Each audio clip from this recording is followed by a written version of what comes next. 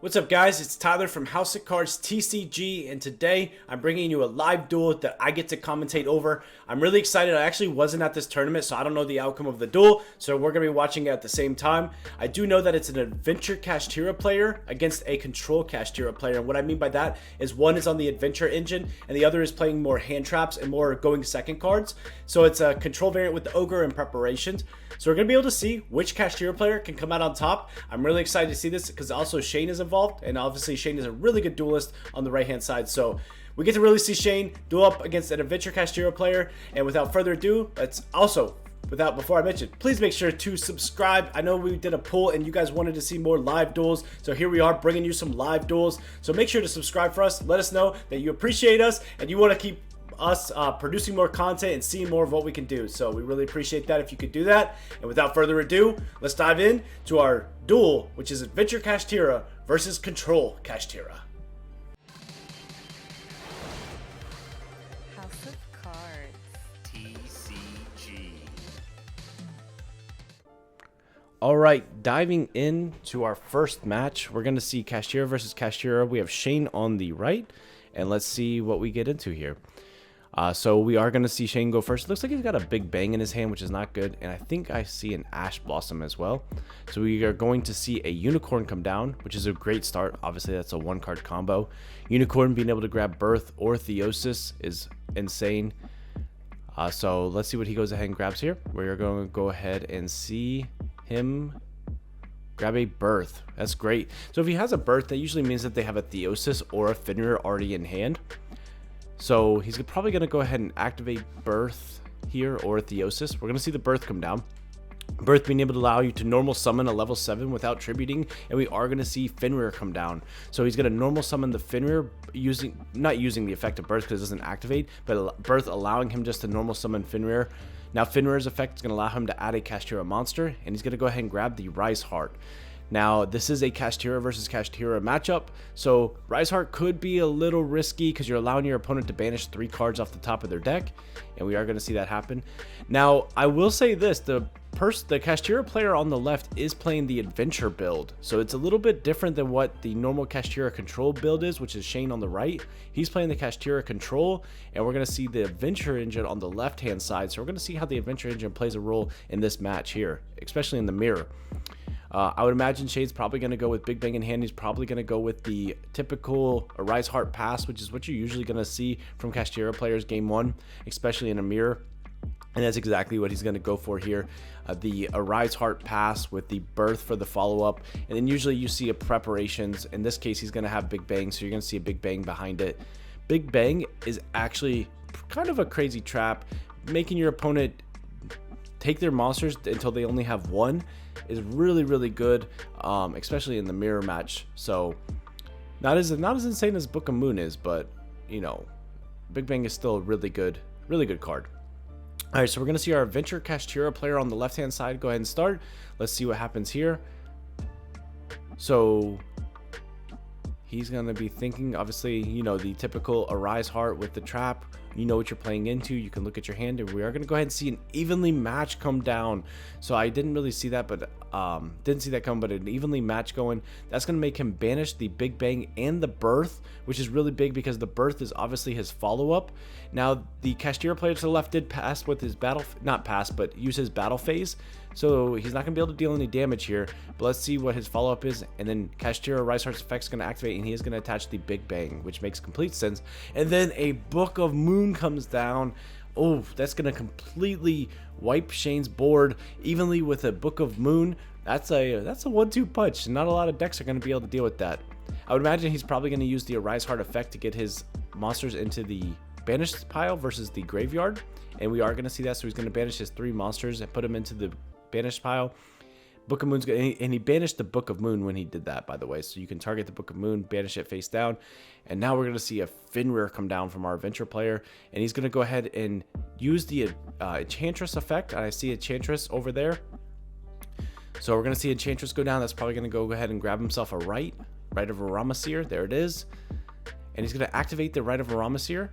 He's going to bring out a token, and that's going to put Faithful Adventurer out on the field.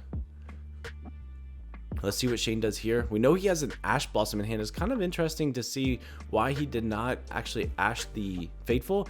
And Shane's going to drop a Shifter on the Fateful. What that's going to do is going to prevent him from searching out the Draco back and being able to search a monster and discarding the Draco back, because obviously Draco back will now get banished. So let's see what he does here. He must have activated Fateful to search a monster. He's going to activate Fenrir, and Fenrir is going to get met with an Ash Blossom. So imagine now he's probably going to go ahead and activate the Faithful Adventurer to search for a monster. And remember, whatever he discards is actually going to get banished here. Let's see what happens here. Unless he has Griffin in hand. Nope, he's going to go ahead and activate the Faithful Adventurer. There it is. That's going to go ahead and search him out a Griffin. There's the Griffin. And Shane has no cards in hand. He's in top deck with an Omni Negate and a Fenrir on field. That's going to be tough. So he's going to go ahead and discard a Fenrir from hand, and that is going to get banished, which is not the worst thing here. Now he's going to go ahead and summon the Griffin. And when he does that, the Faithful is going to allow him to search for the Draco back. He's going to go ahead and equip the Draco back to the token. And then that's going to go ahead and bounce the Arise Heart. Shane's really in a bad spot here because he is on top deck, and there's an Omni Negate along with a Fenrir here, so I would imagine that this is probably going to be scooping for Shane. I don't see how he can come back here. Let's see what his top deck is. He's thinking he might be something here. Okay, he might be looking to play. Let's see what he goes with. He's checking his banished pile. It could be a Birth. But then, again, when you activate it, you already have the Griffin. The only thing that you could play around is if you activate it and they don't chain Griffin, they've missed their timing to actually use Griffin, because then you can just use the effect. And Griffin only negates activations. But we are going to see Shane scoop here, so it wasn't a Birth. If it was, he could have tried. Let's move on into game number 2. Alright, going into game number 2, we have our Adventure Kashtira player taking game number 1, so I imagine Shane is probably going to go first here. Oh, he's making his opponent go first. So it's interesting way. So we're going to see a Pot of Prosperity starting off. I would think we're going to Ash Blossom this. I think I see an Ash in Shane's hand. Whenever a Kashtira player starts with a Pot of Prosperity, it's either they could be baiting you, but most of the time they don't have engine. So you can just go ahead and Ash this and then see what happens from there. Again, it could be bait, but yeah, we are going to see Shane Ash that. I think that's a correct move. If they open with a Pot of Prosperity going first, and that's the first action that they make, I'm ashing that 100% of the time. Let's see what our Adventure player does right next. Let's see if he's got access to Unicorn. I imagine not, given that he went ahead and used the Pot of Prosperity first. And we're going to see a Rite of Aramesir come down. I believe that's a Rite of Aramesir. There it is. We're going to work on our Glare going forward. I'll let Shane know. I actually was not at this tournament. I was not there, but Shane sent me the video, so I'm excited to commentate. So this is my first time seeing these matches. So we're going to see the Adventure Engine come down. That's obviously going to search the Draco back. I didn't see what he discarded for the search. Oh, he didn't actually use it yet. So he had Griffin in hand, which is unfortunate. And that's going to go ahead and add the Draco back. He's going to set, and this is the problem with the Kashtira Adventure. When you pack too many bricks in, Kashtira are already known to brick. If you don't open that 1-card combo, or if it stops it, then you're known to brick, and then you add more bricks to it. And I'm not saying it's a bad deck, but it is known to be a little bricky, and then you add the Faithful Griffin and Draco back on top of that. So we're going to see an Imperb on the Griffin. This might be, he might think about chaining Griffin to shuffle it back into the deck versus it, but he does not. Probably doesn't want to play into Talents. It makes complete sense. Now we're going to see Shane activate a Pot of Prosperity of his own. So it's possible that both of our Kashtira players may have bricked. Either that or Shane's trying to bait an Ash Blossom. It could be one of the two. Let's see what happens here. You know he's got a back row set. You tell is that it's probably the Kashtira player was imagining going second, so that's probably a Judgment. Wow. That's actually mind-blowing. So the Kashtira player to the left knew that Shane was going to make him go first, and he sided in Judgments. So I guess it's typical in the mirror match that when you lose, you make your opponent go second. Not sure. But obviously the Kashtira player knew he was going to go first, even though Shane made him go first, and he went ahead and sided in Judgments. So we're going to see the Judgment on the Pot of Prosperity. And let's see what that does for Shane. Again, this is the thing with Kashtira, is it can brick. And it's unfortunate, but it could be a Griffin token beatdown. Let's see what happens here. I see an Imperm in the hand and a Theosis, it looks like. I don't know what the other card is. That prosperity had to resolve. That's unfortunate for Shane here. Waste of an imperm on the Griffin. And I mean, who would have known that you're gonna walk into a judgment though? Oh, so Shane's gonna go ahead and bring out Pink. So his turn is not over. He's gonna go ahead and bring out Pink. Now here, I don't know what you do. This is exactly why I said you play around something, right? You had a judgment set. So what you could have done is you could have activated Griffin, shuffled it back into the deck. Now this is gonna prevent you from actually losing your Griffin here, right? I would imagine you pop the Griffin because you do want to get rid of the Omni Negate.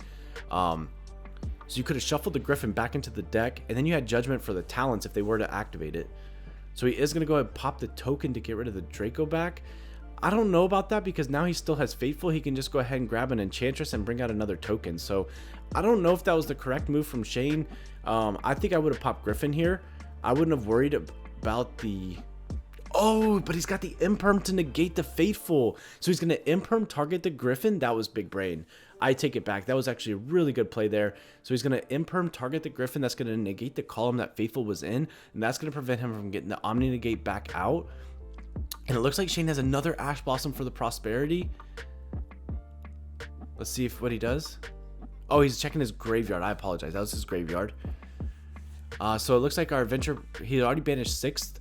So he went ahead and just banished 3 more, putting him already down to 6 resources in his extra deck. So he only goes for 3, and it looks like he gets a Forbidden Lance. So he still whiffs, not finding his Kashtira engine at all.